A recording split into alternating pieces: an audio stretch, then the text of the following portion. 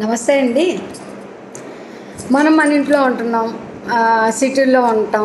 పక్కింట్లోకి వెళ్ళమా? మనం వెళ్ళము, వాళ్ళు మన దగ్గర రారు. ఎవరు ఏ వ్యక్తి ఎలా ఉంటున్నారో తెలియట్లేదు. వాళ్ళ మనసులో ఏముంటుందో మనకు తెలియట్లేదు. ప్రపంచం అంతా ఎలా ఉందో తెలియాలంటే నాకు తెలిసినంత వరకు మా టీవీలో వచ్చే బిగ్ బాస్ షో చూడాలండి.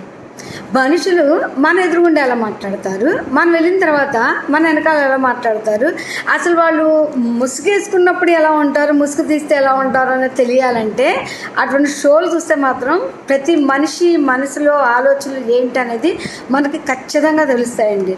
అందరూ మన వాళ్ళే అనుకుంటాం, మంచి అనుకుంటాము, మనం కావాల్సింది చేసేద్దాం అనుకుంటారు.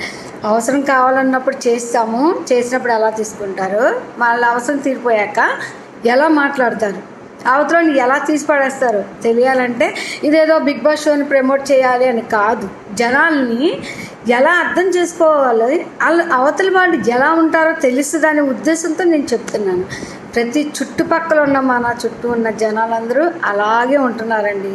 అక్కడ ఉన్నది 14 మందే, కానీ మన చుట్టూ ఉన్న వాళ్ళు కొన్ని వందల మంది ఉంటారు. ఆ వందల మంది మనస్తత్వాలు ఇంచుమించు ఇలాగే ఉంటుంది. కొంతమంది బాగుంటారు, చాలా మటుకు 100లో 80% జనాలు అలాగే ఉంటున్నారండి.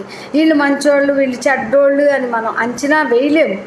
మన దాకా వస్తేనే పరిస్థితులు బట్టి మనం అర్థం చేసుకోగలం మంచోడు కాదని. ఇప్పుడు అవసరం లేదండి, ఇది చూస్తే చాలు ప్రతి మనిషి ఎలా ఉన్నాడో చెప్పేయచ్చు.